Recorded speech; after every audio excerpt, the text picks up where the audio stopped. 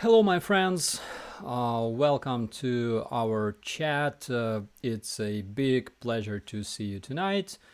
Thank you so much for joining me. My name is Operator Starsky.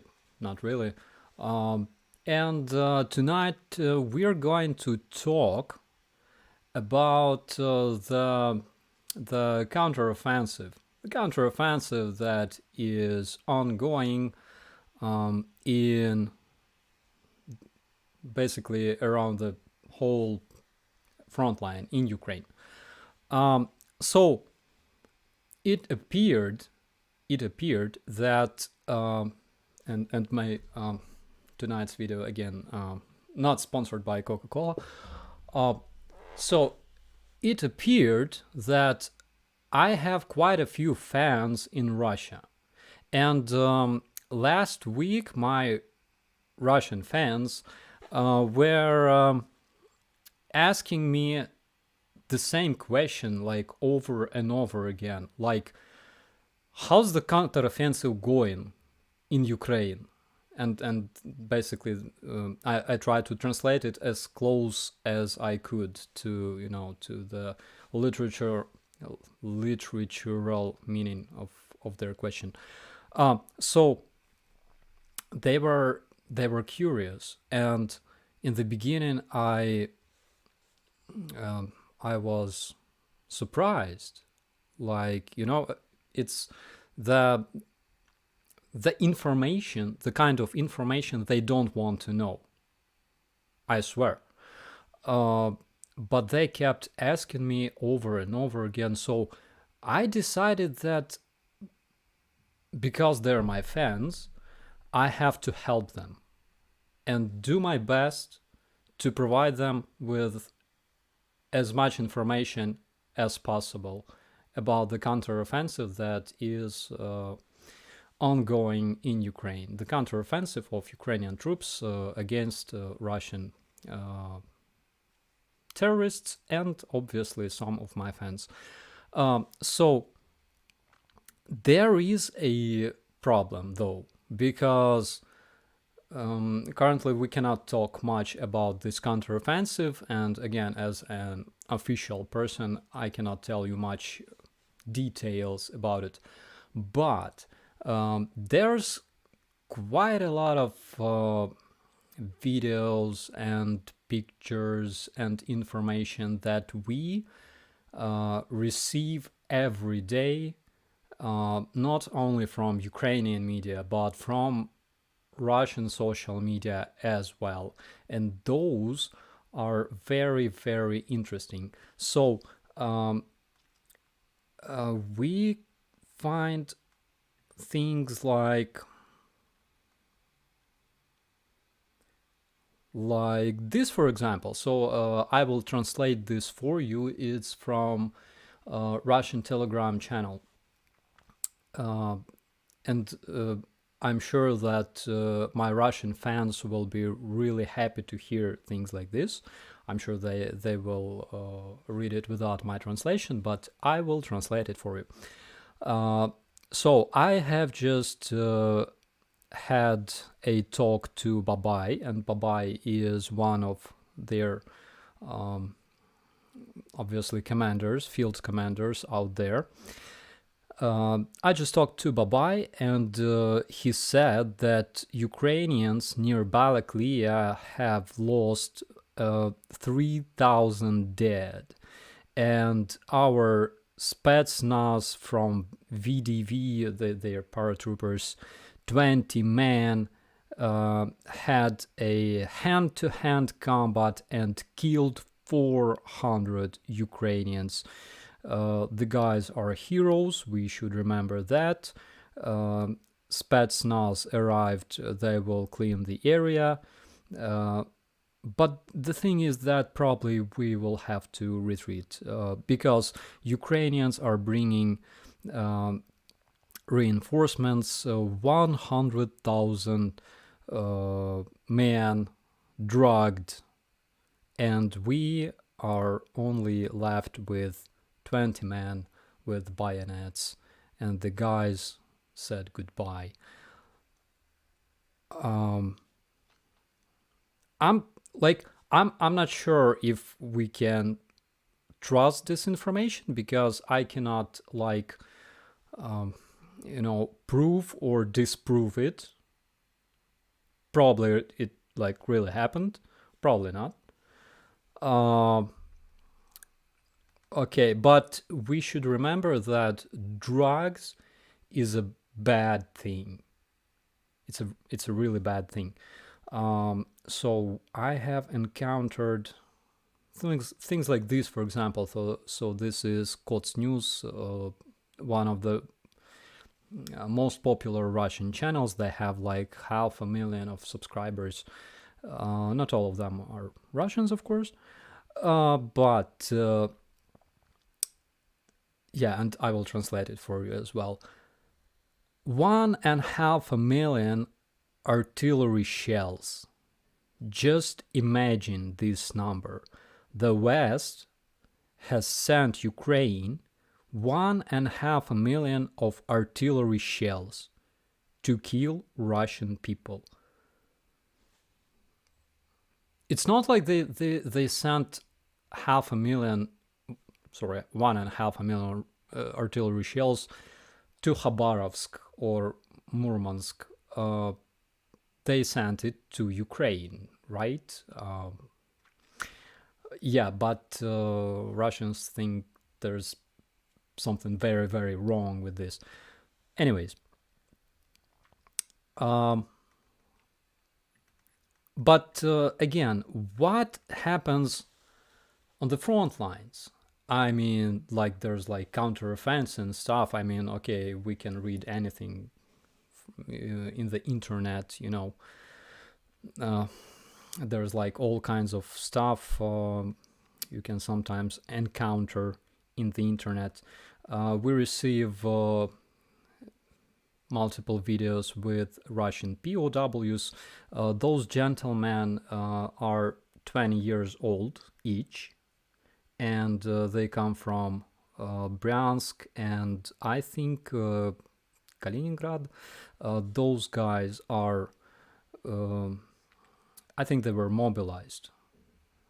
Specifically, this one comes from, I think, Donetsk region.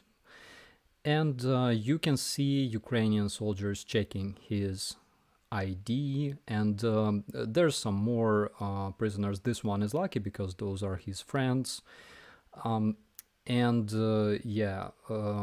This one is being captured, and basically I think that they are lucky. I mean, they're lucky because they will finally receive food, warm clothes. They will be treated like human beings, and before they get exchanged for Ukrainian prisoners, they will be able to breathe, this democratic air of Ukraine for a bit. So why do we show those videos? We show those videos because we can guarantee to Russian mothers that those gentlemen will not be shot or castrated. I can guarantee that. And of course we have a bunch of other videos. Guys, I gotta warn you because the videos I'm going to show may be kind of gruesome. So beware. So those guys were crossing Ukrainian bridge over Dnipro. Obviously, they were, preparing a reinforcement for Russian troops. But something went wrong. Пересекаем Днепр, большую-большую реку, самую узкую ее, сука, часть. Ой, Господи, спаси и сохрани нас на этом понтончике вшивом. Куда-то я сюда!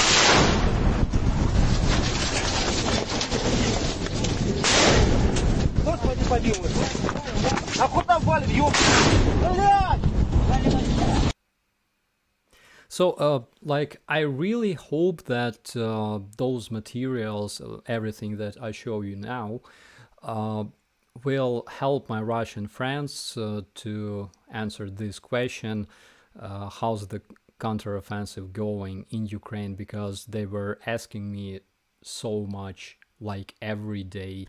So guys, I'm doing everything I can to help you with the information, even though I cannot tell you the details, but I did all the work for you and I'm happy to help you as much as I can.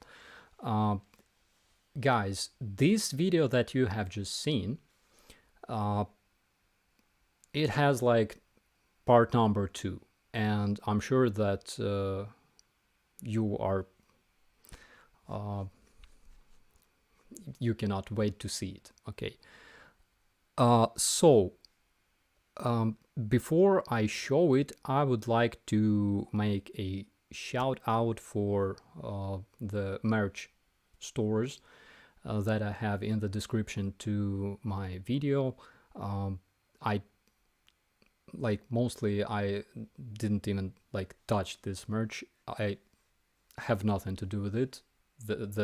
Some really nice guys do this merch to help Ukrainian army, so keep that in mind.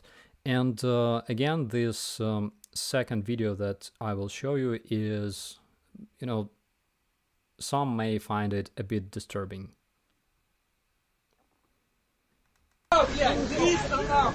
Блядь!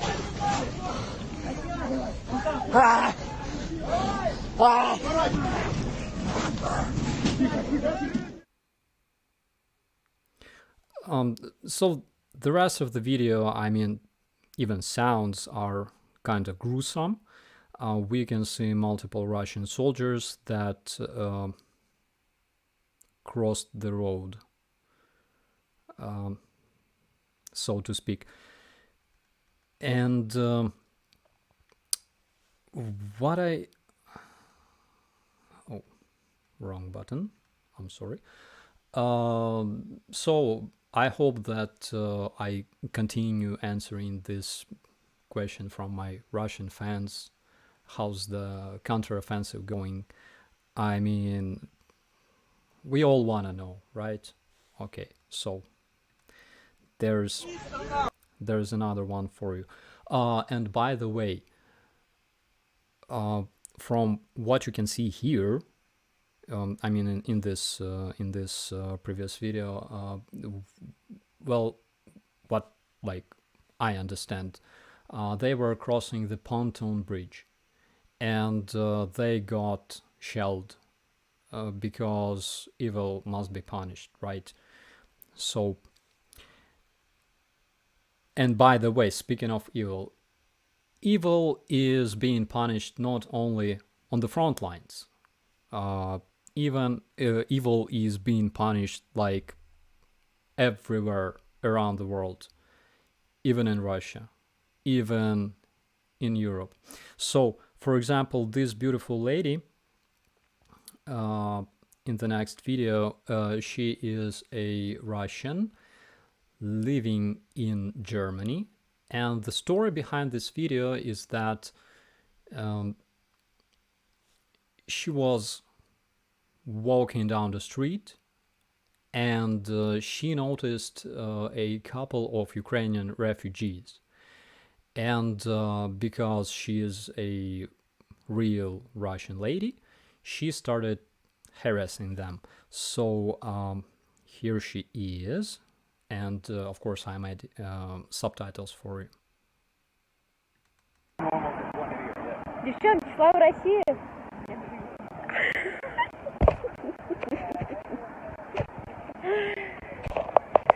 Россия победит, Россия победит, ля-ля-ля-ля-ля-ля. Девчонки, слава России! And basically in this video there was like a continuation, so she started saying some crazy BS to those girls about that so-called referendum that is taking place already, according to this woman in Kherson. We know that it's been delayed by Russian occupational government. So yeah, of course, it was a misinformation, which is basically very typical for my Russian friends, right? So this story has a continuation because like apparently I have another video with this very lady. I'm not like 100% sure that it's her, but I have information that it was taken from her own page. Sorry if I'm wrong, but I've been told so. I cannot confirm this information, but it looks like her. Of course, she looks a bit different because this time she looks kind of sad. Блять, какого хуя у меня только что отменили этот букинг в Вену? Блять, какого хуя у меня только что отменили этот букинг в Вену?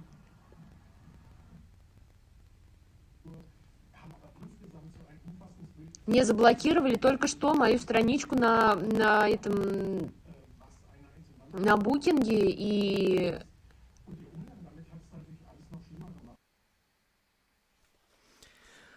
What can I say? I mean, I'm really sorry. I'm like, she asks whether like we are happy. I'm not happy at all. I swear. So yeah, so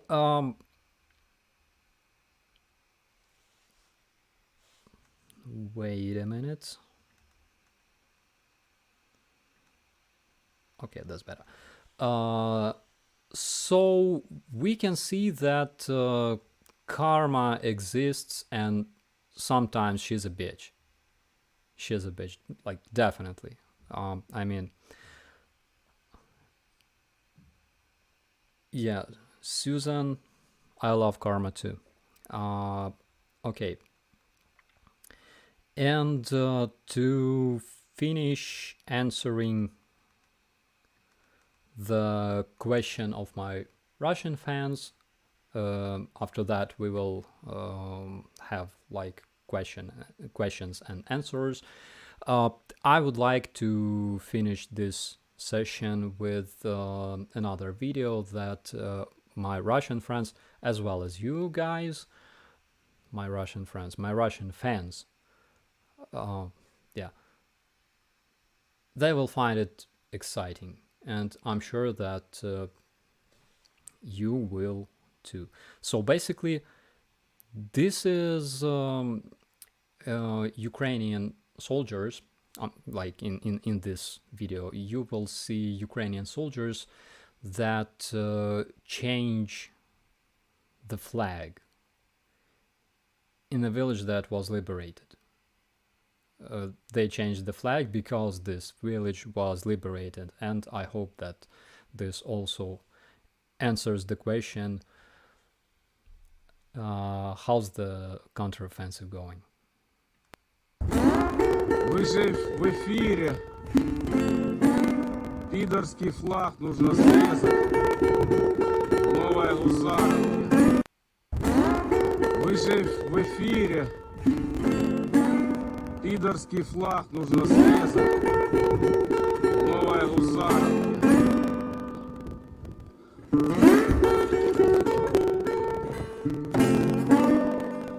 На трезубе флаг пидорский.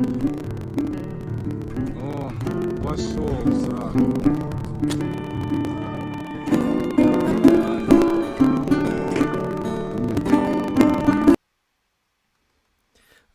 I think that the name of this village is Novohusarivka.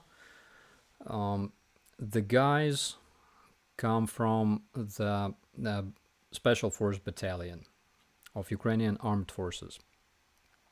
And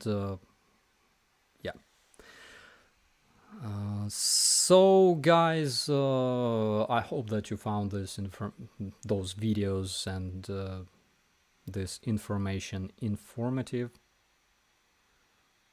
No, something wrong. Anyways, I hope you liked it. And why a Soviet flag? Jay asks. Well, it's because they think that everything they have is a legacy of Soviet Union. Basically, they think that they are like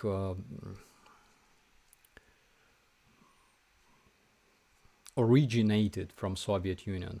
A lot of Russians have this saying, I was born in the Soviet Union. And they are very proud when they say it, which sounds ridiculous in most cases, of course, because Soviet Union collapsed decades ago. But yeah. And this Nicolas Capone says in Russian that slaves learned the language of their masters, speaking of us, my dear friends, because he is convinced that learning other languages is bad, of course. And there were, I think it was written in Mussolini's book, The Doctrine of Fascism, that you should not learn other languages. It's bad. Okay, all right. So let's answer some questions. I can see that there's almost 3,000 of us tonight. Oh my God. Hi everyone. First of all, please tell me what country are you from? I think we would all like to know that. And of course, let's answer some questions. The contacts of this lady, I'm so sorry. I don't know, but Ahim, I think, asks me about the contacts of this Russian lady from Germany. I will try and find it because it was like I found it on a Telegram. Like it was like our internal little chat with the guys, and they dropped me the link to those videos. I think they're hilarious.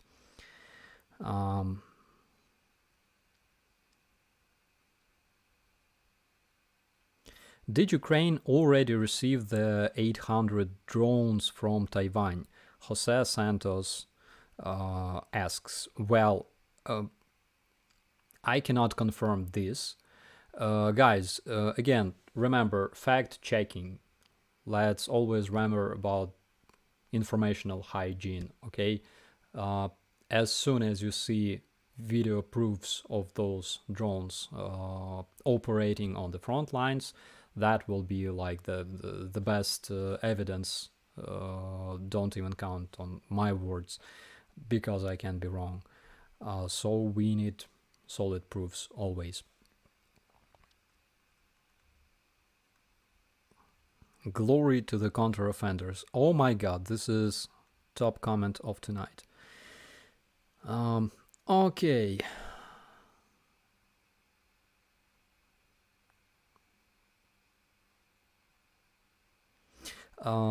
We have a okay, so Willful Monkey says we had a video from the UK Armed Forces channel showing Russians were using petal mines.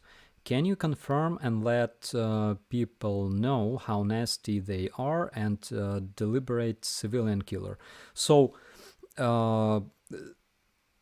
there are two users of this kind of mines. Ukraine had some storage. Ukrainians had those mines in their storage. Not sure if the supply of those mines was big or not. But of course, Russians create and produce those mines. And I remember like a couple of days ago, Russian representative in the United Nations was demonstrating those mines, saying that Ukrainians delivered those mines to like civilian sector of Donetsk, of like cities of Donbass, and a lot of children die because of it. So, of course, Ukrainians are famous for killing our own children, raping our own women. What else? Bombing our own houses. Of course, we are famous for this because we have those, suicidal, tendencies. It's obvious. I mean, defenders always do that. So as for petal mines, they are usually delivered via multiple rocket launch systems, and there's like you can imagine like a rocket with clusters of those mines inside, and they open up over some area and drop those mines around. And basically the mine is so dangerous because it's very small, it has plastic body, so in most cases, not always, but in most cases, it's very hard to detect using metal detectors. And they are not really deadly, but they are dangerous because people lose limbs a lot. So, well, of course, if a person that steps on the mine and loses like a foot, this person can basically bleed to death. That's like one of the options. And again, why it's dangerous is because when the victim gets wounded, it requires a lot of efforts from other people as well as resources. So, for example, it's an interesting topic. Russians call dead people 200 and wounded people 300. Actually, it's like a Soviet fashion. It originated in Soviet Union in times of Afghanistan war, I think. So why they call corpses 200? It's because when the corpses are being loaded into an aircraft, they count each corpse as a baggage that takes like 2 kilograms of weight.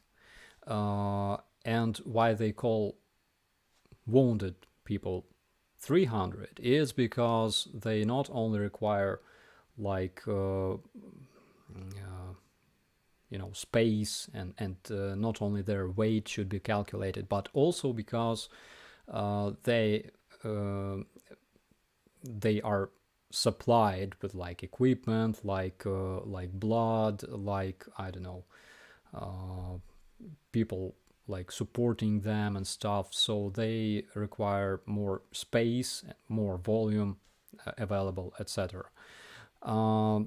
So those small mines are very, very dangerous. In majority cases, they don't kill, but they do a lot of harm, actually.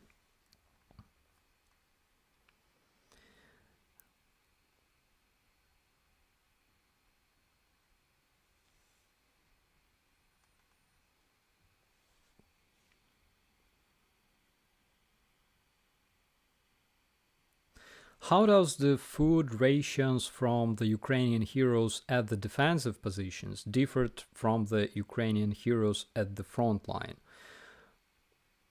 I don't think they are pretty much different. The only difference is that people on the front line mostly consume MREs, while people far in the defensive positions mostly consume other types of provision, because for example in Kiev, right? Yes, in Kiev we have troops to protect Kiev in case of whatever, and people stationed here, they have all possibilities to have like lunch and breakfast and dinner.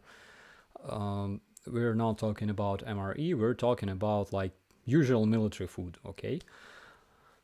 Like porridges, like rice, like buckwheat with meat, like borscht, of course. In Ukrainian army, we consume a lot of borscht because it's so tasty. All right.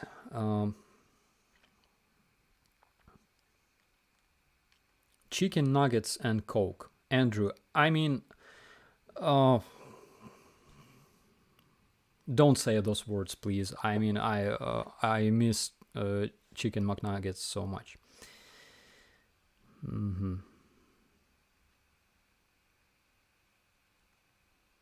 What time is it in Ukraine? It's 27 minutes past midnight.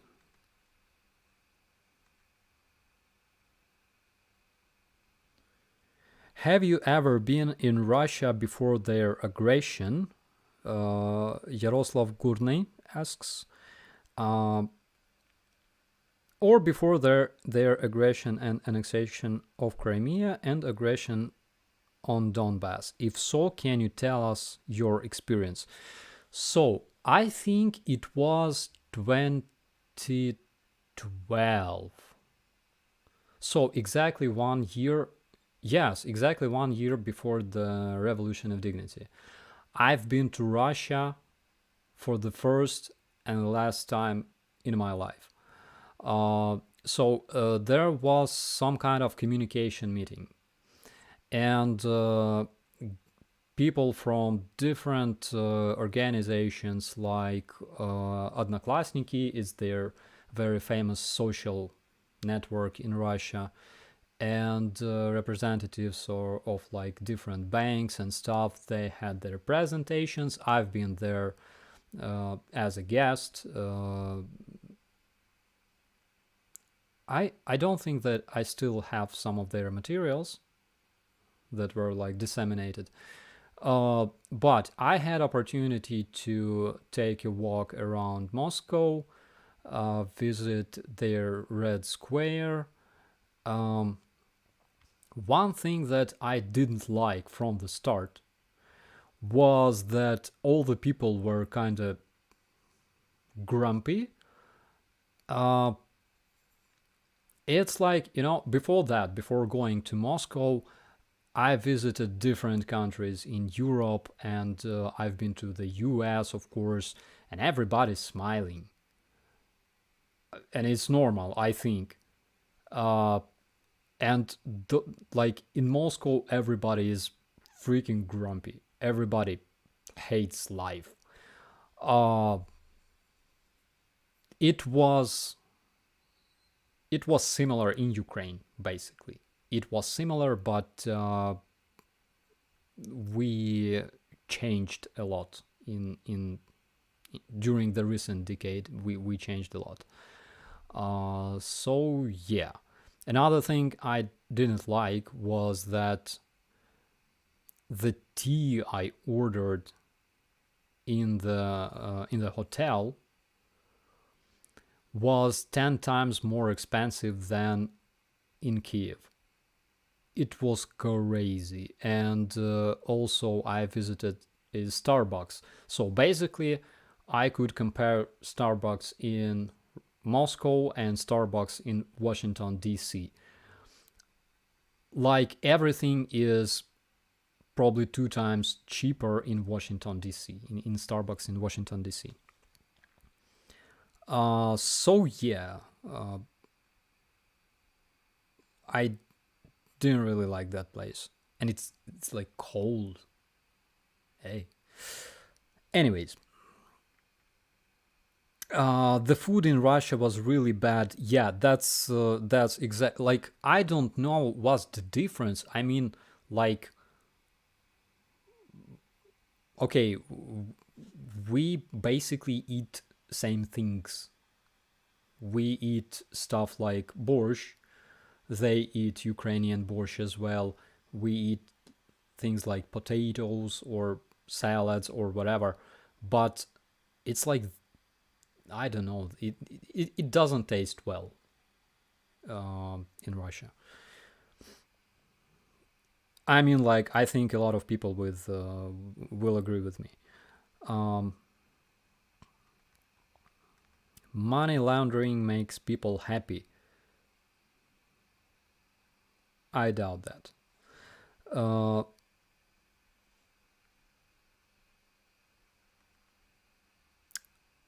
How would you personally feel towards the DPR and LPR people if they were to be liberated again? Question from Adrian Gallardo. It's a good question. Personally, I feel towards those people exactly the same as I would feel towards any other civilian, of course, because those people are Ukrainians, technically. And we should all understand that wars don't last forever. They tend to end at some point. Eventually, they do. And at some point, there will be time when I will be walking down a street and see some kind of person that was shooting at me like in 2017, okay? I hope it won't happen, of course, but things changed. Wars tend to finish. The Second World War finished as well. And yeah, people that were hated yesterday, you have to find a way to live together with them somehow. So I think that we should put a lot of our efforts into finding this way. But there's another thing. There's such thing as brainwashing. So basically, they spent almost 8 years on the occupied territory without any access to Ukrainian media, without any access to other media whatsoever. Again, they don't like to learn English language, and their occupiers don't want them to learn English language as well, so they don't read foreign news, they don't know how to check information and stuff like that. So they are pretty much brainwashed, and we must find a way to help them to reintegrate into Ukrainian society somehow. It's gonna be a very, very hard task. I can tell you that. But we should put all effort into making it possible, I think. What can you remember from a year ago? How was life in Ukraine? Question from Richie MC.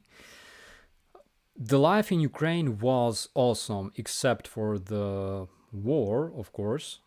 Not as intensive as today, but yeah, it was.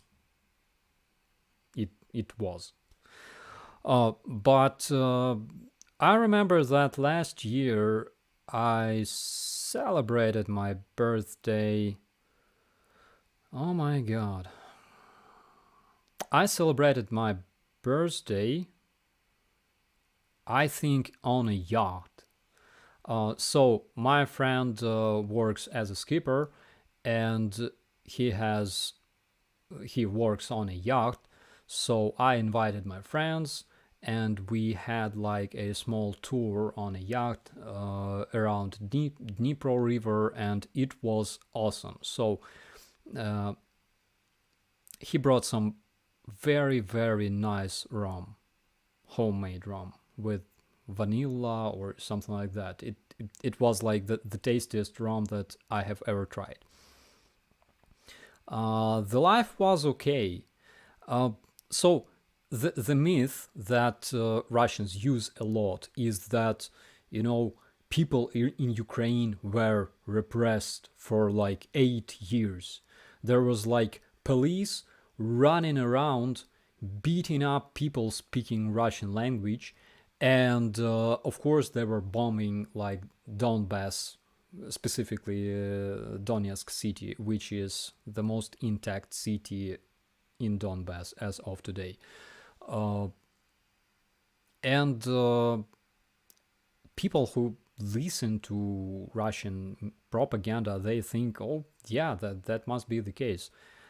Like, it's totally different. I mean, even in 2014, when those LPR and DPR, so-called, appeared in Ukraine, we were like shocked, because nobody expected that to happen. Because like they didn't exist before. Donbass was always part of Ukraine. Of course, a lot of people who lived in Donbass, they used to go to Russia, earn money. They had a lot of relatives in Russia and stuff. But Donbass was always part of Ukraine. And at some point, they were like, we're an independent nation. And we're like, what? Like, why? I mean, there's no such nation. There's no such, I don't know, ethnicity. There's no such community united by a religion that would be called LPR or DPR. I like, we were kind of surprised, like, are you like sane? Why do you want to separate? Because we are a separate nation. We are great. We want to create Novorossiya and unite with our brothers from Russia. We're like, dude, oh my god. So yeah, that was bad. All right, so what we have here?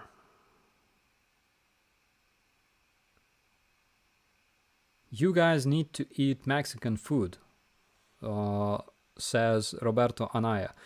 Bro, so there was a restaurant in Kiev. Okay, not only in Kiev, it was a pretty popular restaurant in different cities in Ukraine. It was called Grandpa Conchita, and they served burritos with some special, I think it was rather juice than sauce.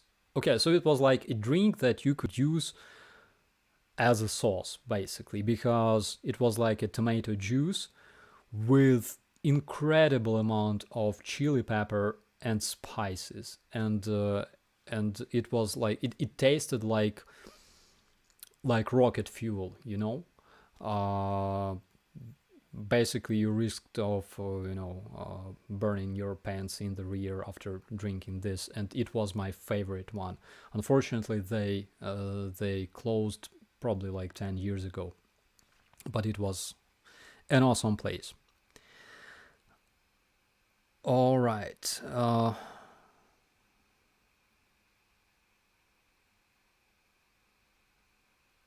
Did someone say Mexican food? Mexican food is awesome. You enjoy it while eating, and the next morning you are very, very sorry. about what you did. But you don't regret. You still don't regret.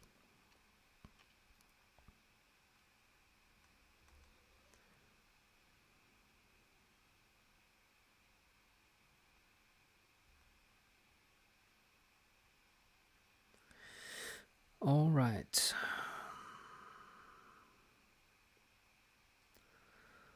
Are USSR elements gone out of Kiev and Zelensky circle? So we are doing everything we can to remove all signs of Soviet regime in Ukraine. We still have a bunch of like symbols, like we have this statue of Mother Fatherland. So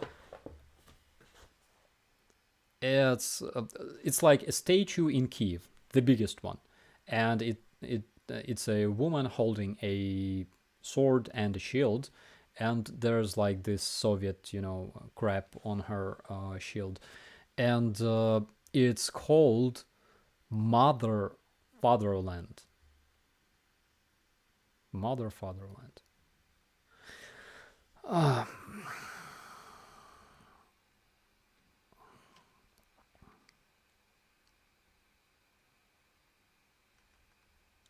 Would Ukraine help Georgia kick out the Russian army alongside with Kazakhstan and help the Chechens fight for freedom?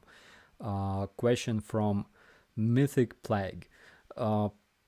I think that we must do that, definitely, because we were in very, very close relations with Georgian people for many years. In the beginning of 90s, there was this war in Abkhazia that was again fueled by Russians. So Russians supported separatists from Abkhazia, and a lot of Georgian people were trapped. They basically couldn't escape. So Ukraine brought helicopters and saved those people. And also in Tbilisi, there's a monument dedicated to people who died in this war. And I think 7 names on this monument is Ukrainians, basically. Ukrainian volunteers who died, who sacrificed their lives in this war, fighting for Georgian people. And Chechens, of course, they are fighting here for Ukraine, and we must do everything to help them fight back, to help them bring back their home. I think we definitely must do that.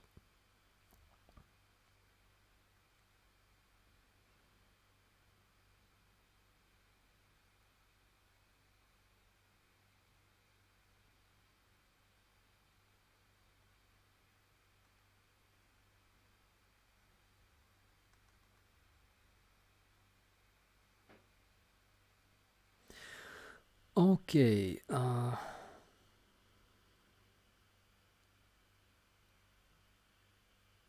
Are the Russians doing a big retreat? Some channels mention a big Russian retreat today. Is it true? We gotta follow official news because,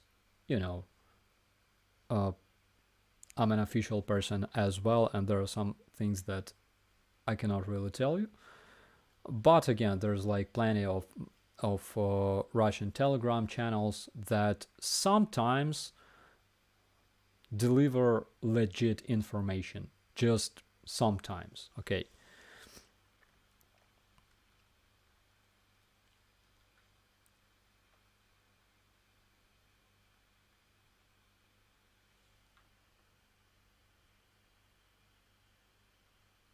Did Andrew say how much land they liberated?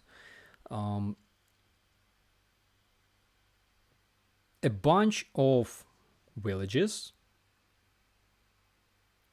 which is, again, guys, I gotta tell you that during these probably 4 or 5 days, we have liberated more territory that was captured by Russians in like 1.5 months. And when talking about the liberated land, we should also take into account all the northern Ukraine. I'm talking about like Bucha, Hostomel, Vorzel, you tell me, Sumy, Chernihiv, area around Kharkiv,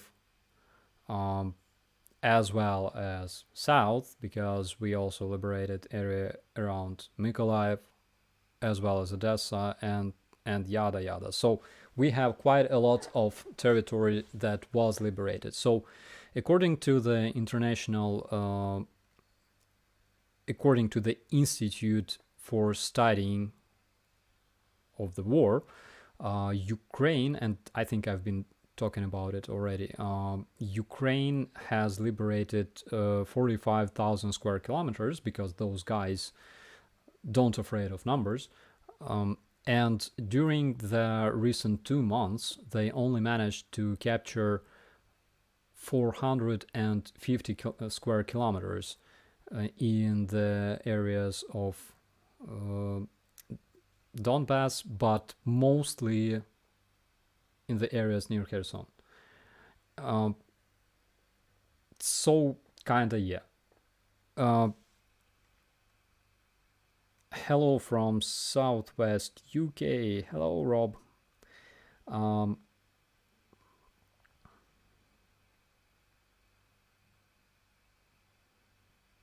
How serious is Zaporizhia, and do you believe it's time for NATO and Ukraine to take stronger measures against the abuse of nuclear blackmail? 100% agree on that, because you see, a lot of people still think that Russian army is like, those proud soldiers with deep internal world and stuff like that. They're like terrorists. They're like ISIS, and they do the same things basically. Russia loves, capturing hostages and using them to blackmail people. So I met an 82-year-old grandma who was captured and held in the filtration camp. First they took her to the Donbass, then they took her to Russia, and she was held there, and she was interrogated. Her phone was like completely analyzed, because Russians were searching for people who have like Ukrainian soldiers, Ukrainian servicemen among relatives, And yeah, of course, they used this opportunity to blackmail or like I forgot how this word is translated into English. It's like when you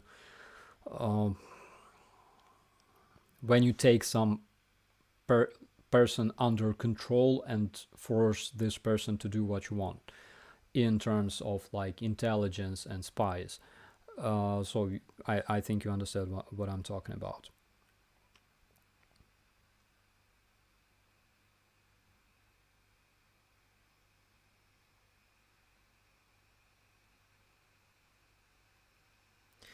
When will Ukraine take a city?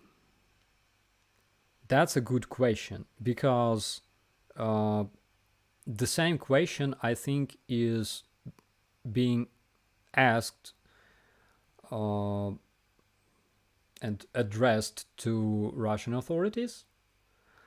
You see, the fact is, Russia failed to take any major city except Kherson.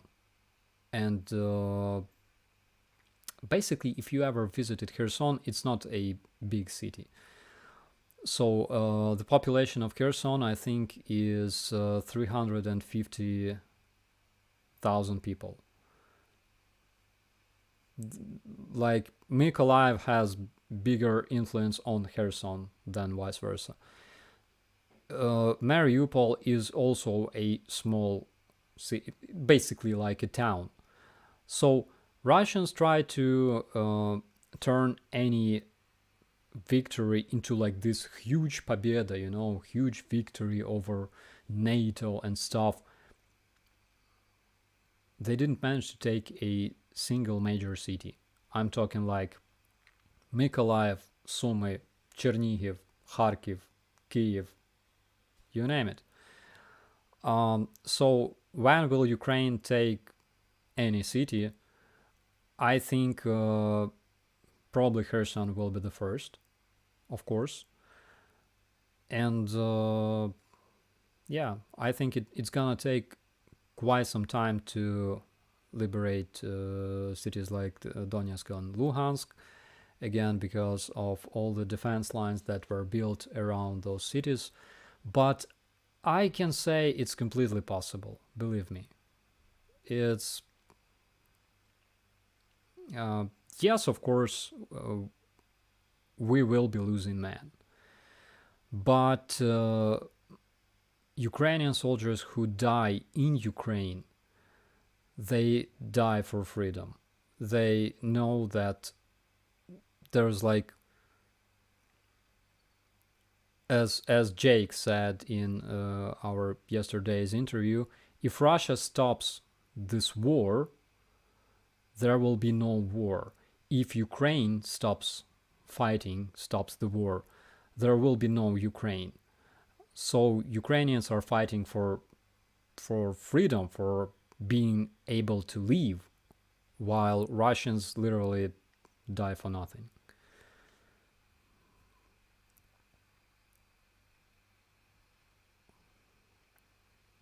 Oh, Brian asks, what's LSA? So LSA is a Leaf Spring Army.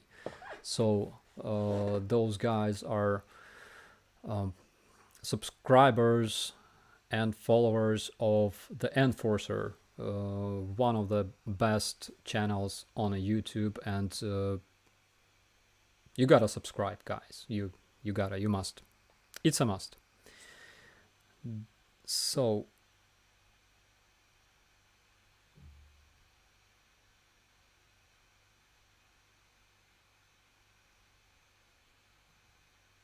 would you rather have more drones or more tanks? Question from Jenny X May. Sorry if I misspelled your name. I would prefer drones, of course, but drones have their downsides as well.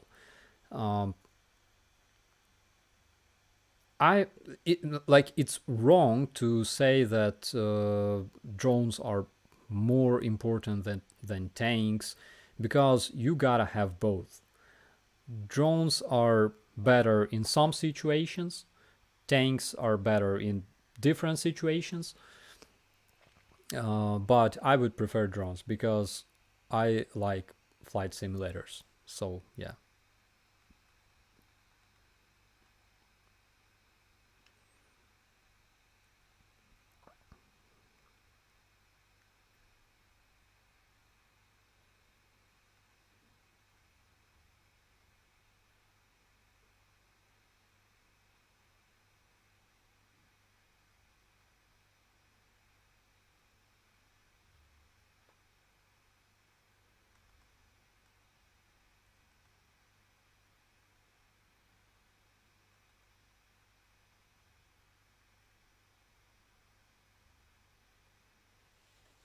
What is Ukraine doing to stop YouTubers like Patrick Lancaster to stop spreading Putin's lies?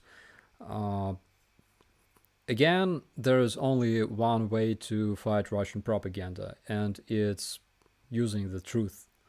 So that's basically what we're trying to do.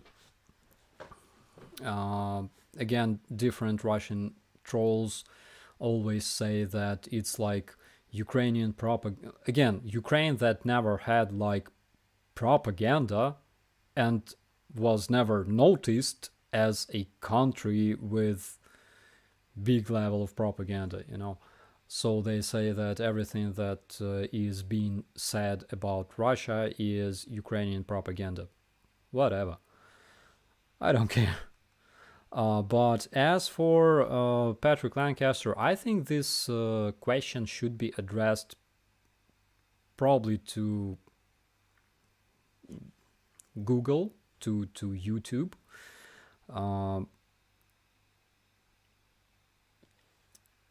Again, it's like Patrick Lancaster and that Graham Phillips, I think. Oh my god, I had a dream about Graham Phillips. It was nasty. I'll tell you about it another time. So, yeah, I just remembered. So, they have subscribers. Subscribers bring monetization. Monetization brings money to Patrick Lancaster. At the same time, subscribers bring traffic. I mean, like internet traffic, and views, and of course engagement with the ads that are being shown on YouTube. That's why YouTube also benefits from Patrick Lancaster. You gotta understand that. They like, yeah, I know there are cases when they eliminate, you know, popular YouTubers and stuff, but probably what Patrick Lancaster does on his YouTube is not enough to have him banned. At least for now. At least until Russia is recognized as a terrorist organization. I think that it's a matter of time, of course.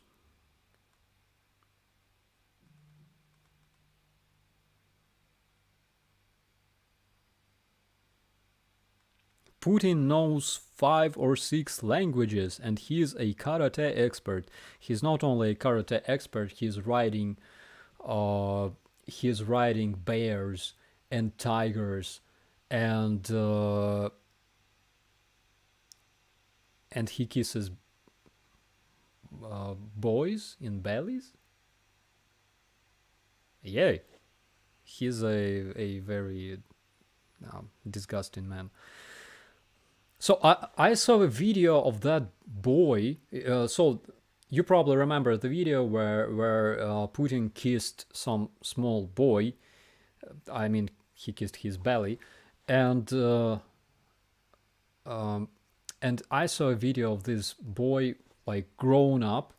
So he grew up and he turned into a biggest fan of Vladimir Putin. Probably this is how they spread. I mean, like, you know, like get infected or something. I don't know. But it's disgusting. Ew.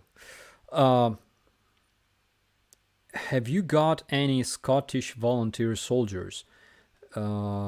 Question from A to Z. I only met a Scottish volunteer. He's not an active soldier, but he is an EOD specialist and he works together with other guys. I think I made a video with them, so you can check it out. And yeah, he was basically from Scotland. I saw a bunch of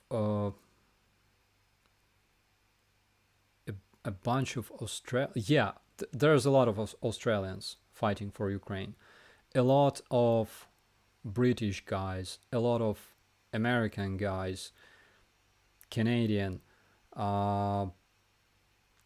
Actually, I've been to the Maidan Незалежності, our Independence Square, and we have like huge memorial, and there are flags attached to this memorial, and there are numbers on each flag. I have it on my phone.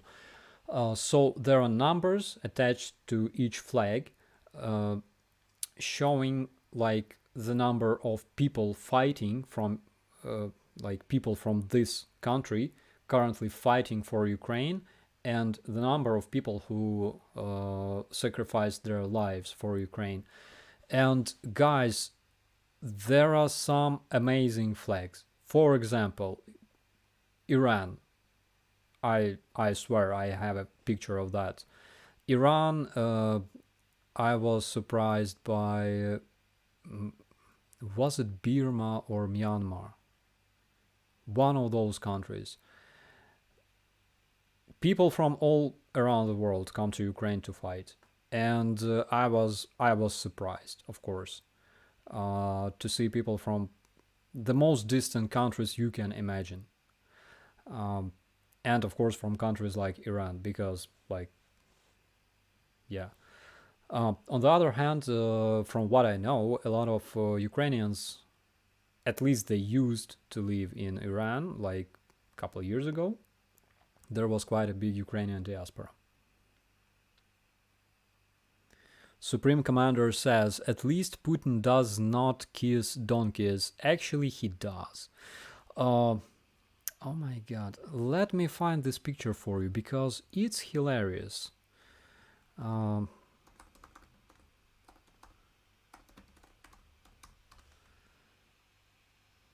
There was some crazy meme regarding this. Oh, here it is. Okay.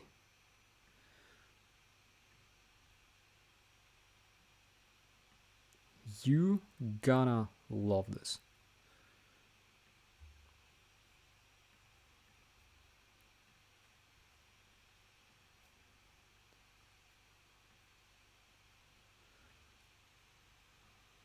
So sorry about the quality, but yeah, it looks something like this. So yeah, he has this tendency to kiss kids and animals. Oh my god, this is like the most disgusting thing I can imagine. Poor horse, though.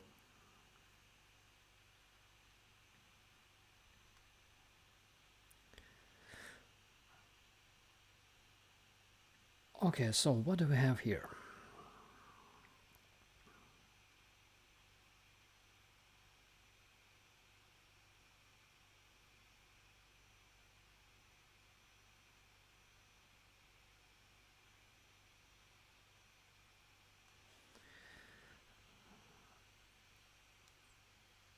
Dear Starsky, have you talked to a captured Russian soldier? What did he say?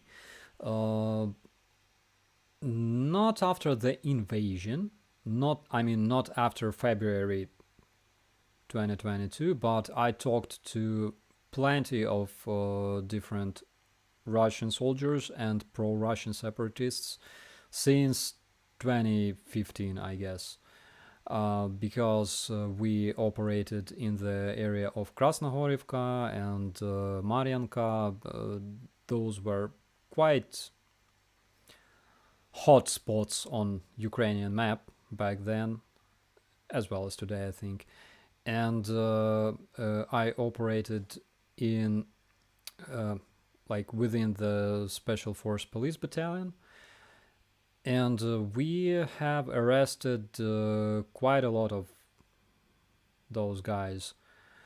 Well, one thing they always say is that they are not guilty, they didn't know what they did, they were like blackmailed and stuff like that. But before you have like solid proofs regarding their activities, they will be saying like you caught a wrong man. So I already told you that story about a guy that we have arrested in Krasnohorivka, and he was denying everything until we checked his mobile traffic, and yeah, he was contacting terrorists like every day. And then he confessed that, yeah, in fact, he was like a coordinator. And his story is actually very interesting because we have this program. So when separatists confess and cooperate with the authorities, they are given freedom, basically. So they are set free. So before the Russian invasion in February, I think that he had a normal, peaceful life. Probably he even received, documents and protection from Ukrainian state. And then his brothers arrived, and we know pretty much how it ended.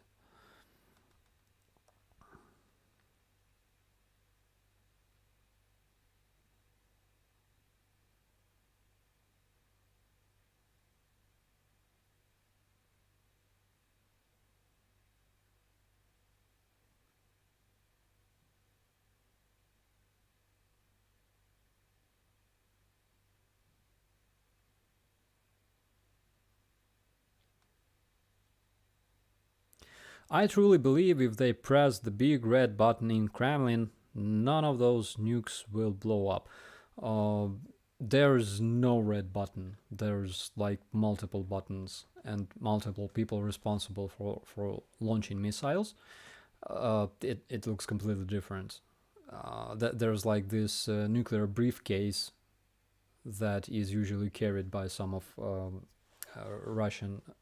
some of the Putin's bodyguards, and what's inside of this briefcase, there's no like big red button. There's like keyboard that is used to input different codes and stuff, and give permission to the unit that is responsible for launching nuclear weapons. But this decision is also not taken by a single person. It's a collective decision that is taken by Putin and his Security Council, I think. So it also depends on those people. But I can agree because I won't lie, I don't remember the exact amount of funds spent every year in the US for, maintaining their nuclear weapons. I've heard them, like, I remember that when I heard the number, I was like, oh my. I think you can probably find it. But I'm not sure that Russia has such money. And knowing that, basically all of their advanced technologies are a joke, probably it makes sense to some extent. Do you think that Ukraine can now build a nuclear weapon? I think that after the collapse of Russia, there won't be a need to have nuclear weapons whatsoever. I'm talking specifically about Ukraine. So yeah, and of course, like we are not into this stuff. Of course, people in Ukraine felt betrayed when this invasion started, because we had this Budapest memorandum and leading countries promised to, do everything to protect Ukraine. Russia was one of those states. But there were no details in this Budapest memorandum about how were they gonna protect Ukraine and stuff like that. But still, yeah, it was like, we guarantee the safety of Ukraine, and it didn't work.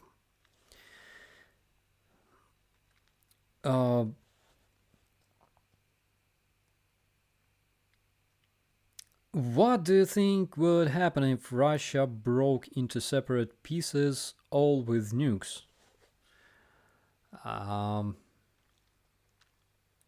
So the nukes are controlled from a bunch of specific people. Even if a country, like, okay, even if a separate piece of this country receives a like a legacy that includes military bases and underground nuclear missile storages and launch system and stuff, still it doesn't mean that they can use them. They can modify those missiles, but they will have to have experts that know how to do it, and they should also have proper facilities to do it, and funds, of course. So it's not that easy, believe me. It's not like you can just open the missile, take that warhead out, and do whatever you want.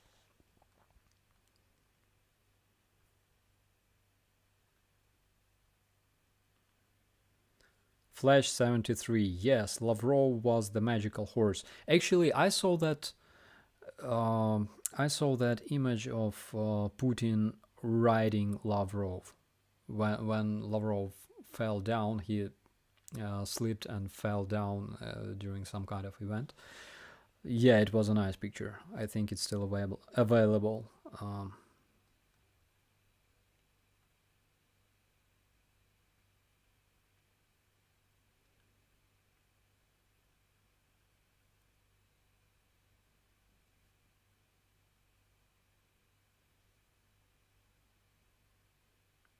Yeah, Ukraine uses modern NATO technologies to defeat even older Soviet weapons.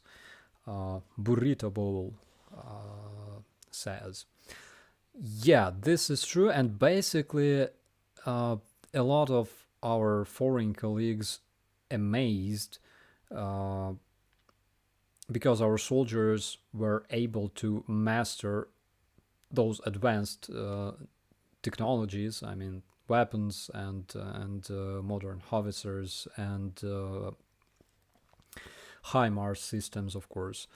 In no time. It took them very, very short time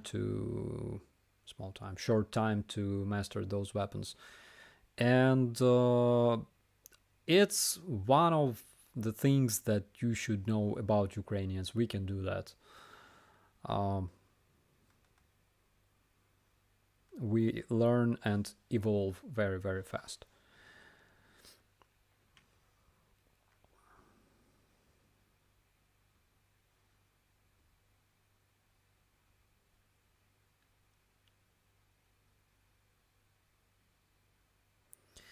Great interview on Times Radio. Thank you, Lou. Yeah, I liked the interview because the questions were interesting, and the journalist was really nice. Have you ever seen the ballet The Ugly Duckling? Yes, I did. The dance of the swans. And when it's shown on Russian television. Yeah, I saw that. I saw a cartoon. There was like this old Soviet cartoon about the ugly duckling. So yeah, this is where I have my psychological trauma from. Starsky, can you kill the mosquito in my room? I can't. I don't harm women. I'm against it. Okay. Like, even despite the fact that I have this slow chat turned on, everything is jumping because there's so many of us tonight. Can you explain what equipment will be available to Ukraine when the Land-Lease agreement with USA begins on October 1st? I think a lot of the equipment, I mean, a lot of information about this equipment was made public. They were talking about, I think, new HIMARS systems, armored vehicles, some specific German tanks. I think they were talking about Leopard tanks. As for aviation, I'm not sure, because again, yes, we would all like to have like A-10 Warthogs, but it requires a like totally new infrastructure to be brought to Ukraine together with those airplanes, because you have to have specific equipment to maintain them, to repair them. They must have their ammunition, their like shells and bombs and missiles and rockets brought together with them from the United States or European countries, and things like that. So of course we saw that Ukrainian attack aircraft use AGM-88 harm anti-radiation anti-radar missiles, but I have literally no idea how they did it, because I'm an infantry. I don't know how they changed that.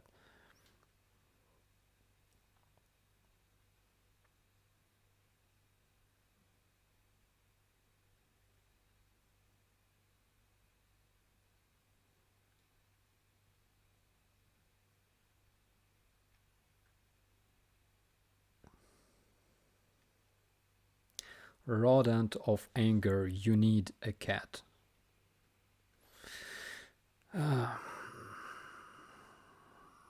My dog, the one that is sleeping over there.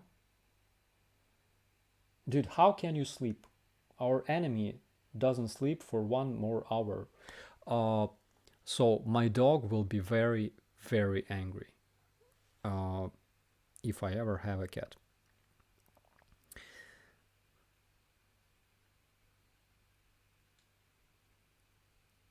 Are you able to get the aircraft that jam radars? I think there are special pods used on aircraft to jam radars. In the US Air Force, they are called, I think, ECM pods, and I think we have analogs of them here in Ukraine. Like, you don't need to have a specific aircraft to jam radars. You have to have specific equipment that it can carry. And again, sorry, I'm not an expert. It's just from what I remember. And yeah, I think that AGM-88 work even better than radar jamming pods, because they jam radars forever.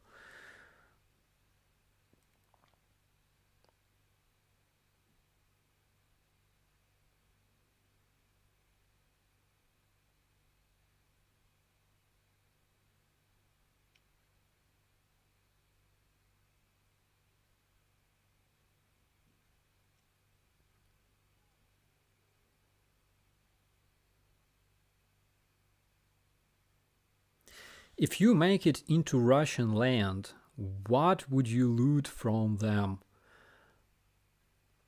Sorrow and sadness. And probably vodka, though I don't drink, so sorrow and sadness. That's like the only thing you can loot from Russians.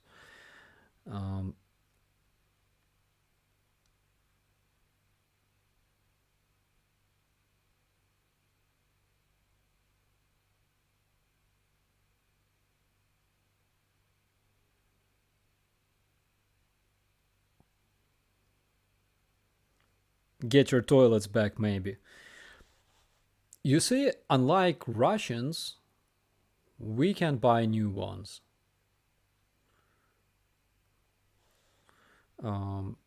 Okay. What were you doing for a living before the war?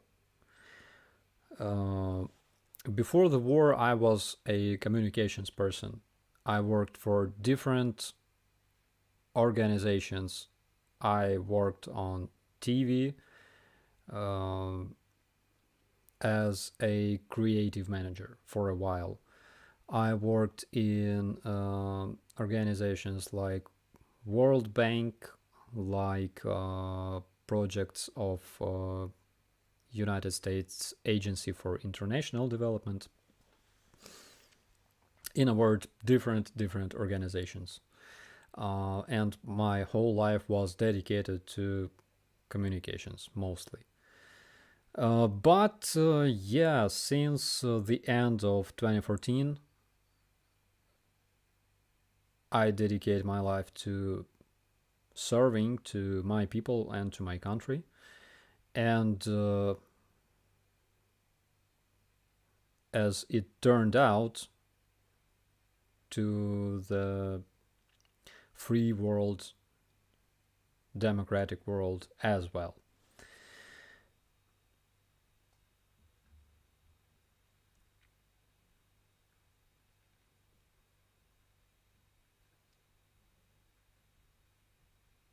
So, the Russian National Republican Army, I don't know much about them.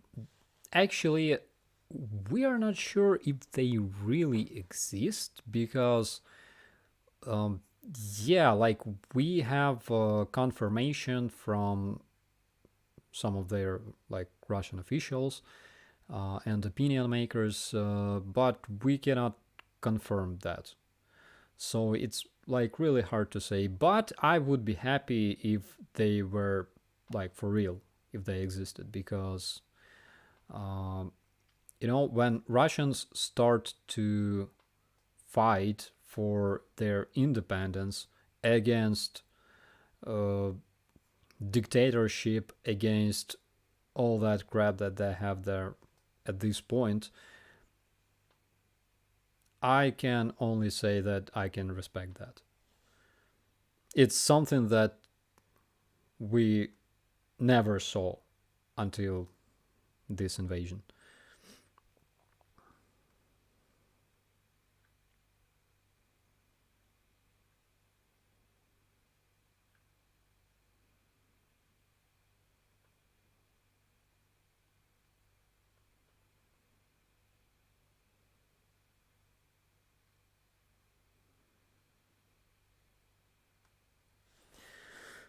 Okay.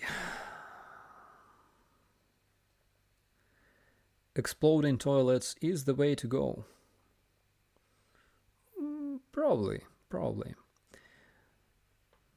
Once this is all over, you must do a comedy scene using your shirts. Yeah. Why not? We will see.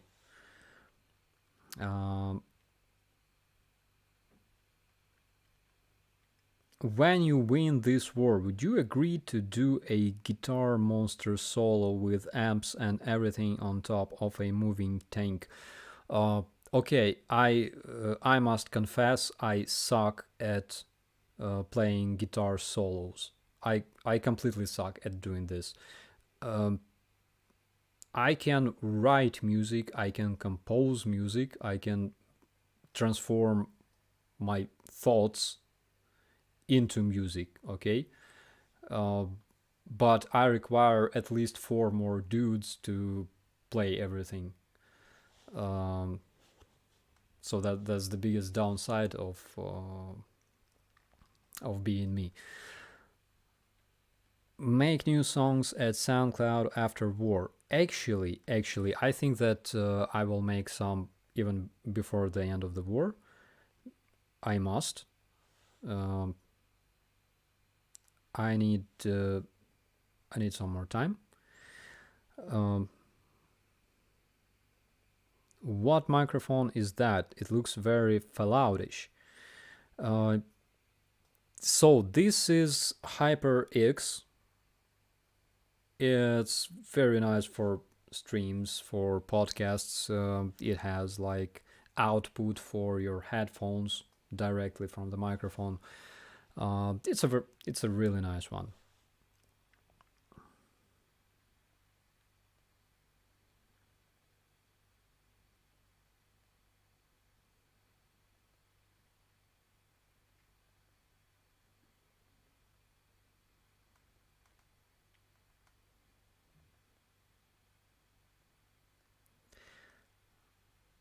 Okay.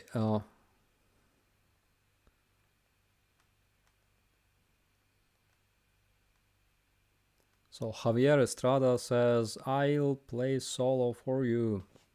Thank you so much. Thank you so much. Have you ever met President Zelensky? I think I saw him. Like, pretty much close. We never talked. I don't think that I ever talked to any president. Luckily. I don't know. Luckily or not.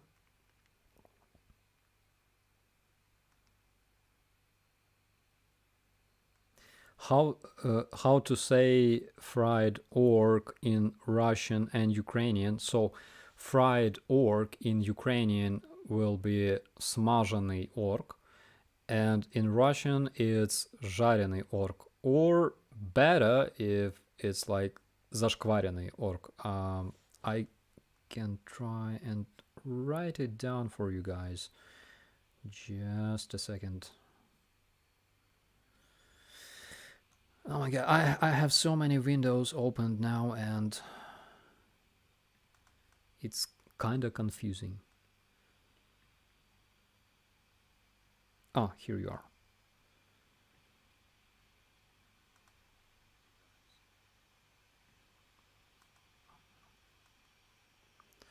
You know what?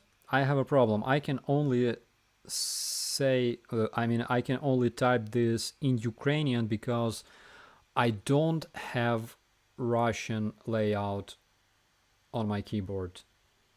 It's like one of the things that are completely unnecessary today.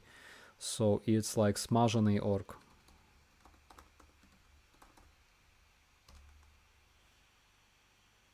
Or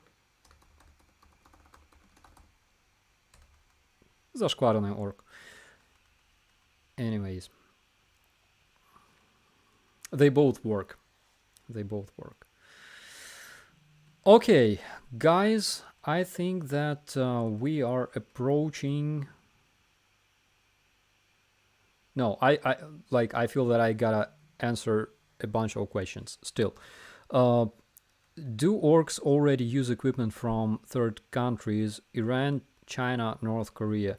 So as for Iran, there are gossips. Again, I cannot confirm this, but I think that the US officials kind of confirmed it, that Iran passed some of the drones to Russians, but they're kind of broken. So as for China,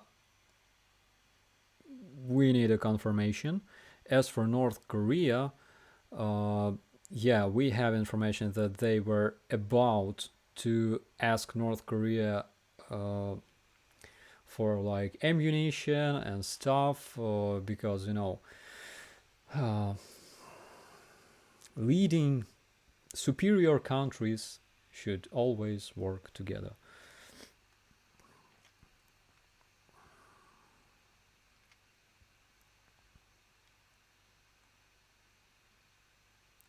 Check out Arcspire Canadian Metal, the fastest band in the world. Thank you so much. I hope their breakdowns are not as fast, though. Will you come to the UK after the war for a cup of tea and biscuits? Mark, I will definitely visit the UK because I have a lot of friends, specifically from the Shields, that I promised to have a drink with, and I'm gonna definitely visit the UK as well as a bunch of other European countries after the war.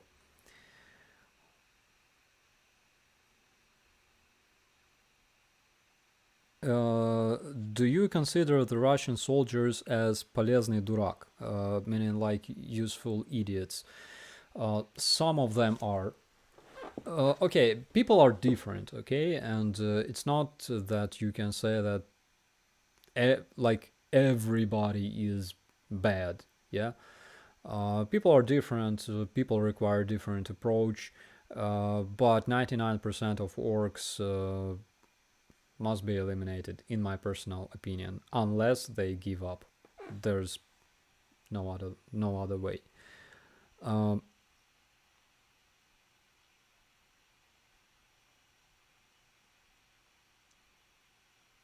There was this Russian paratrooper who wrote a book about his experience here in Ukraine.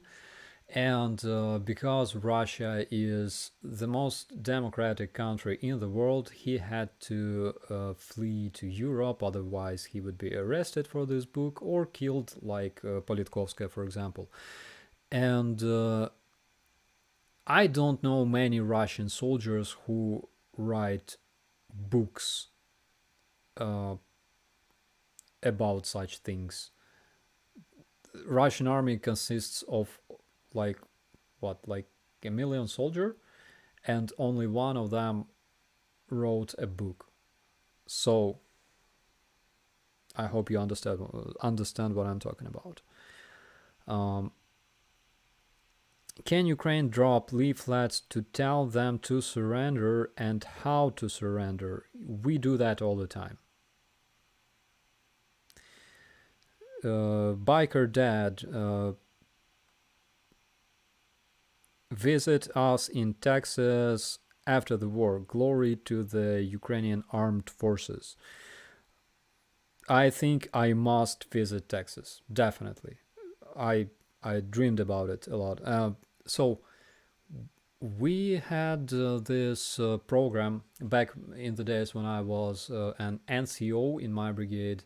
We had this program of like scholarship or like an internship.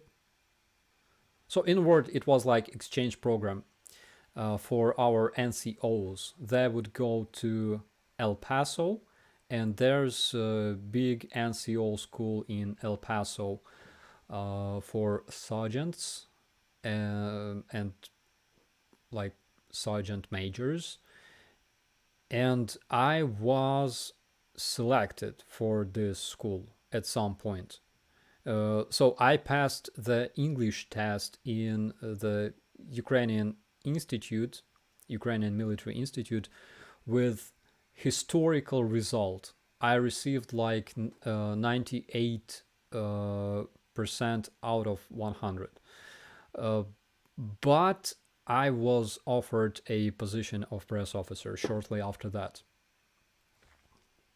So I it was really tough to decide, basically. But another guy went, he went instead of me, and he was worth it. I mean, this guy lives the life of a sergeant. It's like completely his environment. So I'm happy that he did, and he was my good friend, by the way.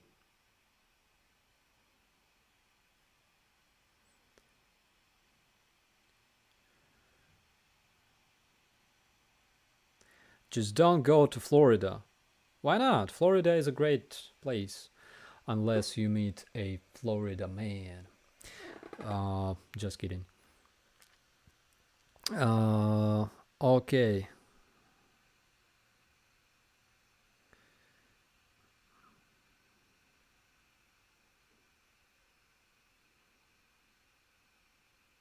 You can basically visit anywhere in the world after this, and not worry about accommodation. Oh, yeah. Sounds great. Sounds great, by the way. But it requires me to have a very strong liver. Yeah, liver is here. Because I will have to drink a lot, of course. So I gotta start training. Okay.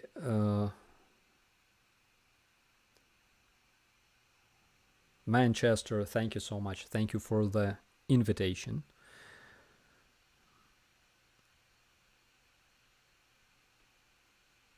Okay.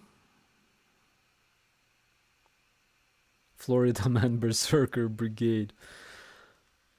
Yeah. Why people drop out of windows in Russia? So I think that we should ask our scientists. Probably they have discovered some kind of, like there's like black hole that literally like sucks everything into itself.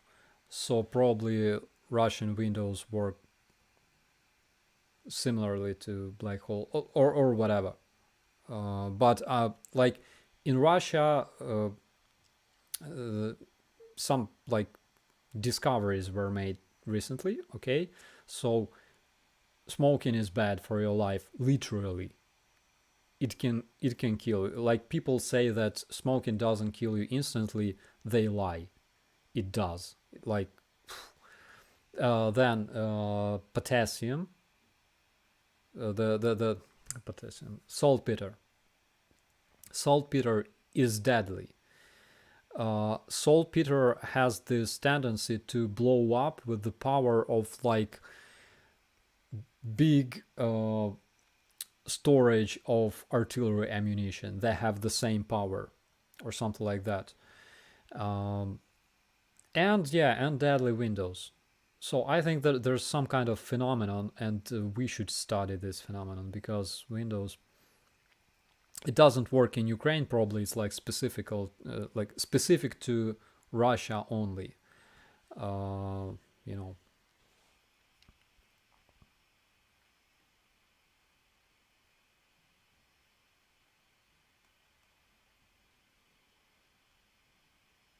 In Russia, windows open you.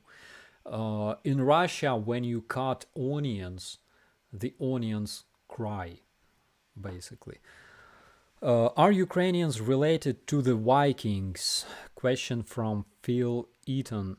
We are. So, what you didn't know about Ukrainians? 1,500 years ago, there were 3 brothers and a sister who founded the city of Kiev.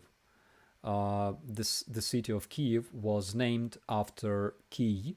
Key was the elder brother, okay, the oldest of them all. And this city was named after him.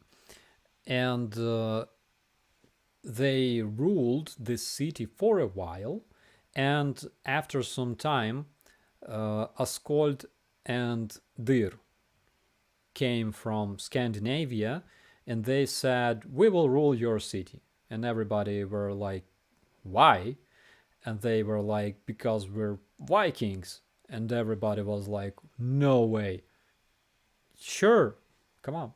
So they ruled Kiev for a while, and their dynasty basically gave birth to all of Ukrainian kings and dukes and whatever. So we have this famous family of Ukrainian nobles known as Rurikovich.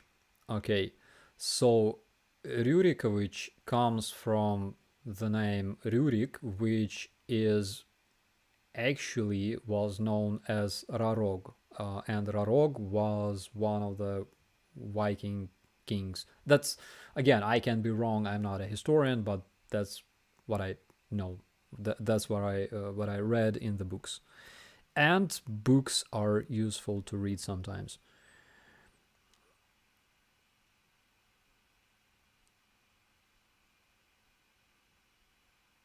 Basically, you were conquered. Probably not. Probably people who lived before that were different people. Probably, I don't know, our grandpas conquered them. Who knows? So, by the way, there was some very interesting movie made by the channel I worked at. So, the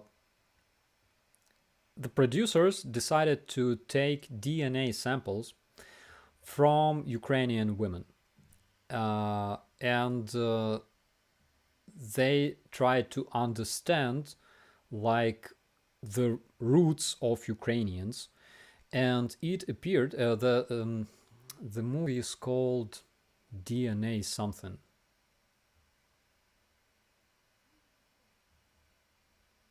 DNA: The Portrait of Nation, I think. It's in Ukrainian. I'm not sure if it's available in English. Anyways, they took DNA samples from like big number of Ukrainian women, because women can save their, like, you can read like all of their ancestors. Men cannot have this, perk. Women do.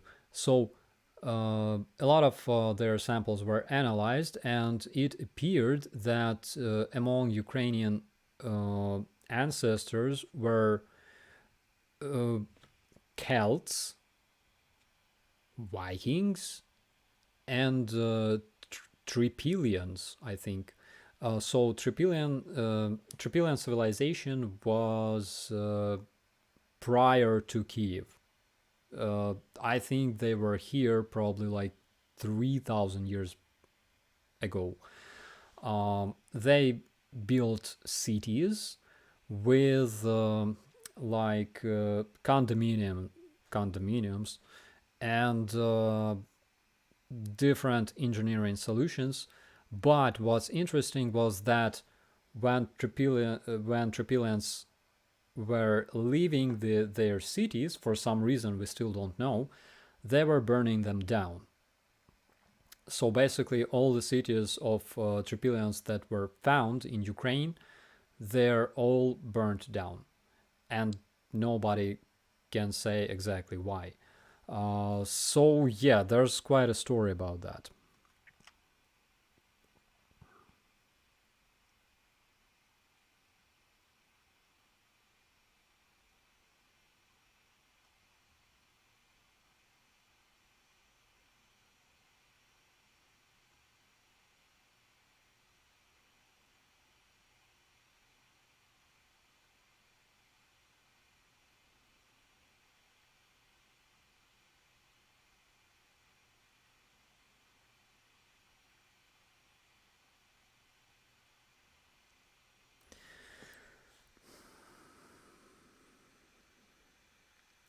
Do you think that the UA's access to the internet via Starlink is actually a major game changer?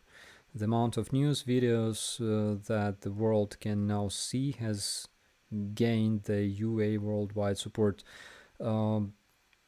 I think that we should be grateful to Mr. Elon Musk big time, because Starlink helped us a lot, not only in terms of military, but his Starlink systems are being used in cities, in towns, basically, like Borodyanka, for example, that was completely destroyed. In Bucha, they are used for communications.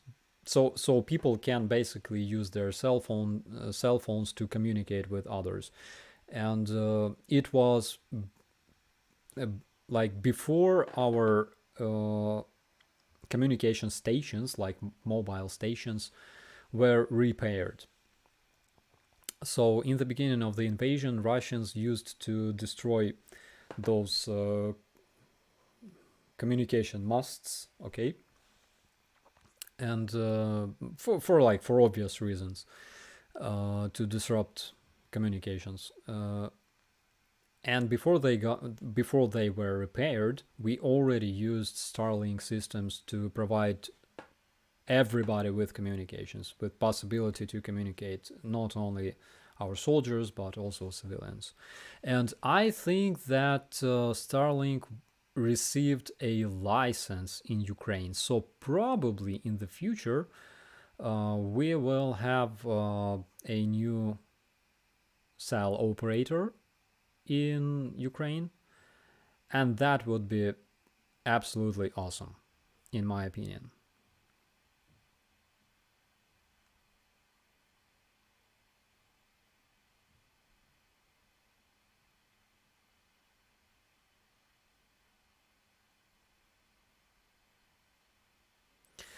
To end the war as soon as possible, what weapon systems are the priority, and most importantly, how many of each system would be needed? Unfortunately, it's hard to tell from my experience, because my experience is not that big. I'm not a strategist, unfortunately, but I can tell you that we have to use artillery against personnel mostly. Russians do that since the beginning of the invasion, and that's basically the biggest number of our losses. I mean, our casualties is due to artillery fire. Sometimes they would spend like 40,000 shells every day. That's a lot. Shells of different calibers and different systems, but we have to have a chance to do the same, because like firing at their strategic objects, targeting like strategic targets, is important. I agree, and we did a really nice job with that, but we have to use artillery against personnel finally. And currently in the areas where we have the most successful counteroffensive operations, we are using artillery against personnel. For example, in the video that I showed you in the beginning, where Russian terrorists were trying to cross that pontoon bridge, they were fired at by Ukrainian artillery, and I'm not sure what kind of caliber was used, but judging from the fact that they all had this shell shock and stuff, I think that probably like 152 millimeters minimum, probably something bigger. Bayraktars are wreaking havoc as well, and yeah, that's true. And recently I think that we have received 3 more Bayraktars for free, which is great. And by the way, those AGM-88 HARM missiles that were provided by our NATO friends, they gave us chance to use Bayraktars again, because Russians have lost a lot of their radars, a lot of their anti-air measures, and Bayraktars are flying again. I remember that Russians were saying that during the first month of the war they destroyed more Bayraktars than we physically had.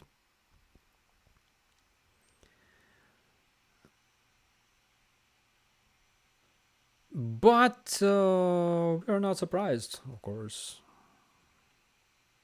Again, drugs are bad. Don't do drugs, guys.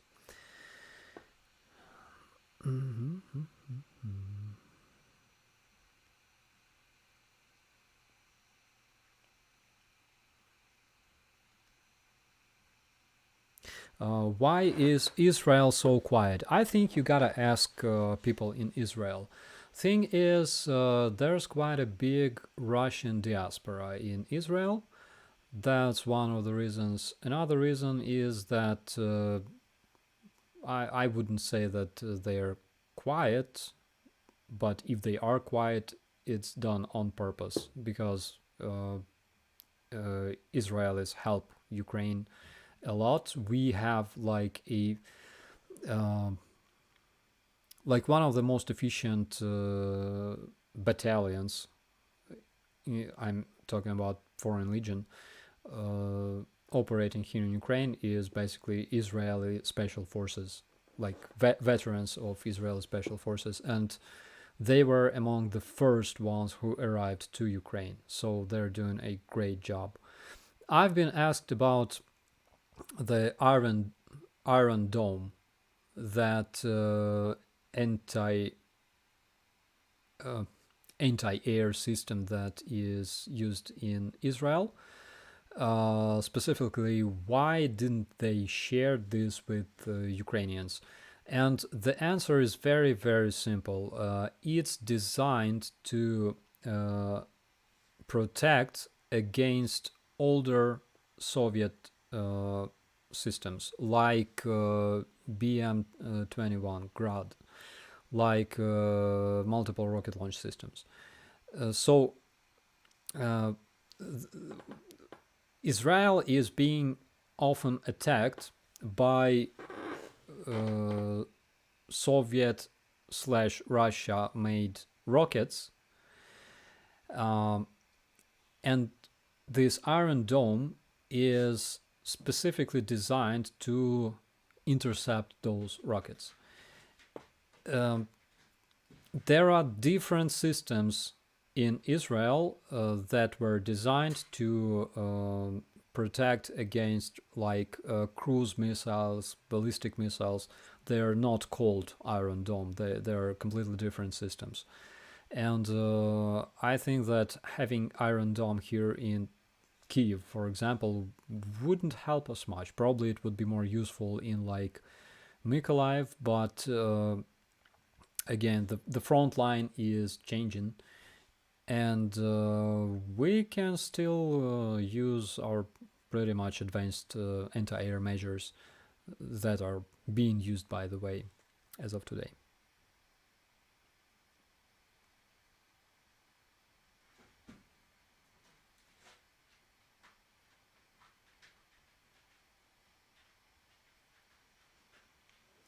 North Korea supplying arms to them Ruskies? Well, yeah. I saw a video, some Russian blogger was asking Russians like whether they think like if North Korea is a good ally. And they were like, well, like, probably not.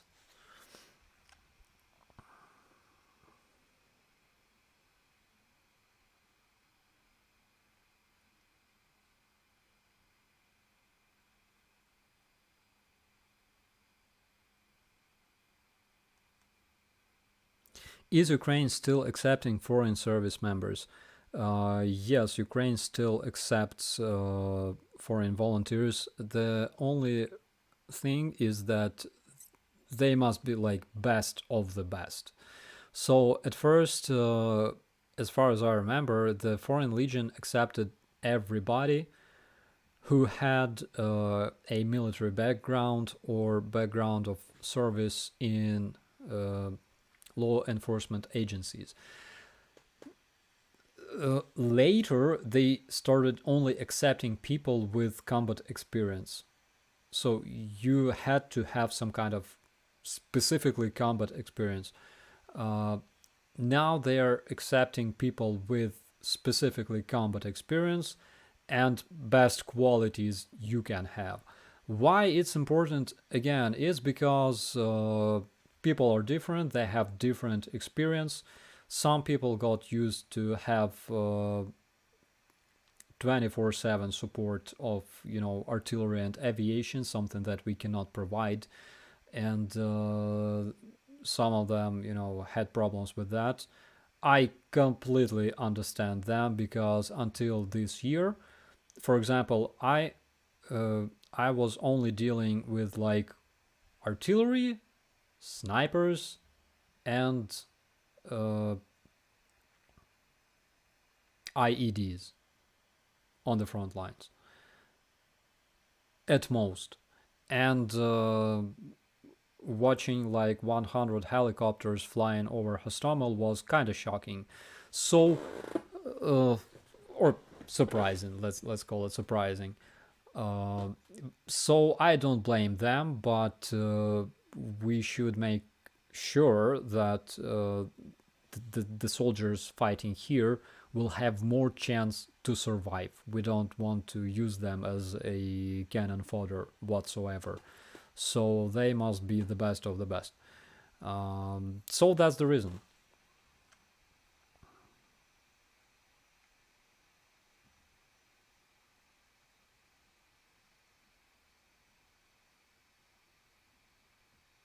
As an Israeli, many of my fellow citizens are demanding we send advanced weapons to Ukraine. I hope we will.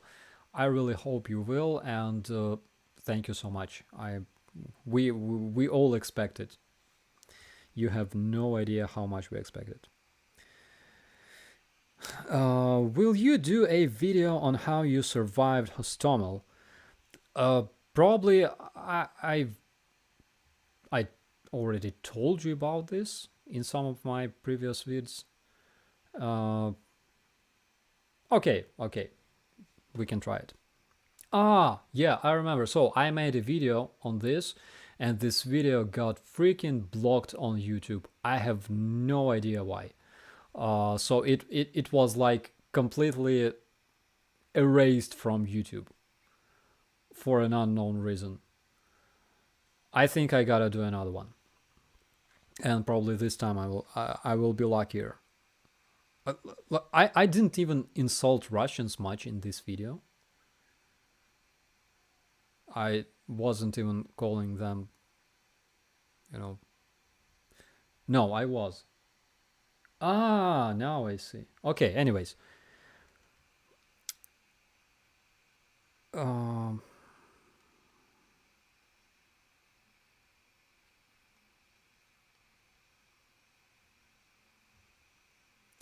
If I come to Ukraine, are there any other things to work?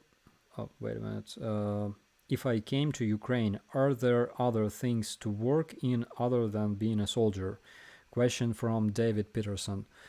Yes, of course. So I personally met a lot of foreign volunteers who have like different experience. Some of them have like knowledge in psychology, for example, and they help people who lost their homes or had other psychological traumas. They help to relieve the my god, sorry, my English is degrading with the time. So they help those peoples. There are people who have experience in rescuing, for example, rescuers or firemen, and they help as well. There are doctors, like there's a lot of volunteers. There are people who can build things, they can construct things, and their help their help is also needed in places like Kharkiv or Mykolaiv, or less dangerous places like Borodyanka, for example. So there's a lot of job here, a lot of work here. And everybody can help. Of course, everybody is more than welcome here. When will you be on the Enforcer channel again? Probably this Sunday. Probably, I think.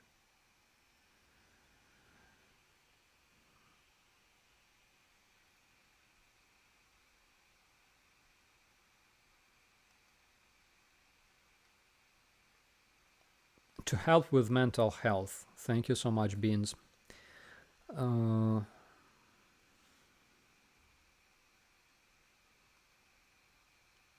You can tell a Russian robbed your village when the trash can's empty and the dog is pregnant.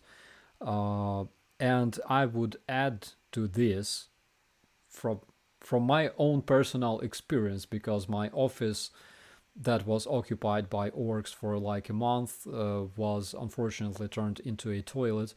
That there's a lot of feces around, a lot of things written on walls. I mean, like graffiti, but you would like your kid to read those words. And a lot of Russian underwear and boots scattered in the area, because they have this tendency to steal Ukrainian boots and Ukrainian underwear for some reason. I have no idea why. Okay. Is Ukrainian hard to learn? Question from Rhonda Bailey. Ukrainian is kind of tough to learn. I would say that every Slavic language is kind of hard to learn. The biggest problem that you can encounter is that every object in Ukrainian language has a gender. So, for example, microphone is he's a boy, and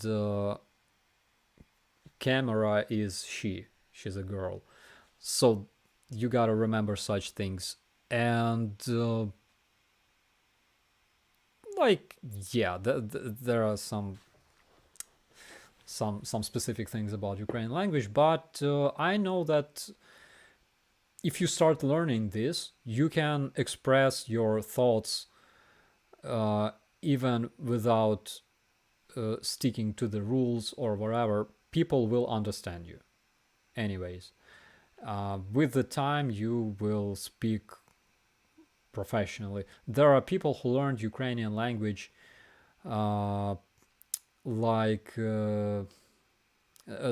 there's a famous Japanese who lives in Ukraine. He learned Ukrainian perfectly. I think Japanese ambassador learned Ukrainian as well. There's plenty of people from around the world who already live in Ukraine and they learned Ukrainian perfectly. You don't have to know it perfectly. You don't have to speak it perfectly to express your thoughts. You will be understood.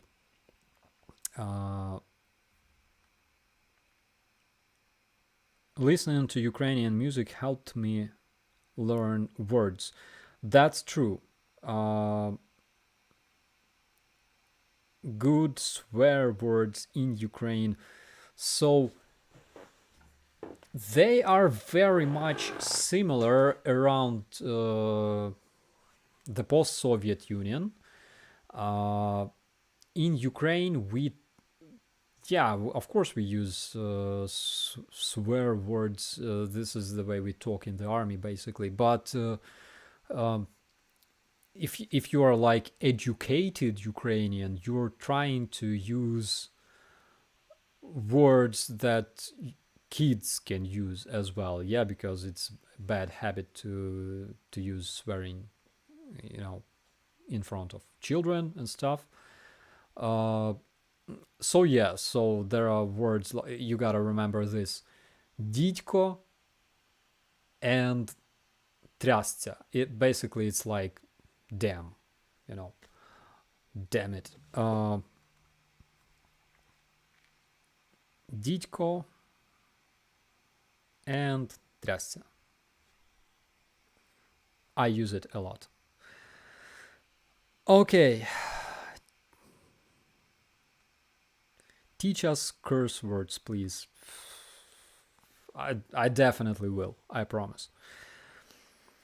Okay, friends, it's 2 hours into our chat.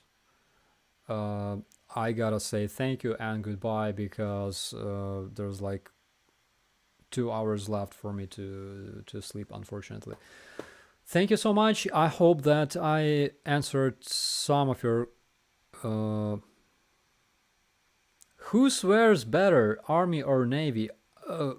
Navy is above any competition. Navy is the one. Yeah, if you wanna learn how to swear, you gotta learn it from the Navy.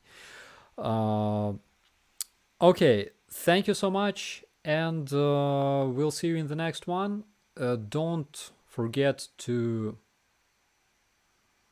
click that button. I forgot how it's called.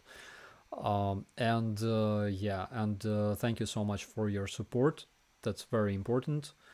My name is Operator Starsky, and thanks for watching.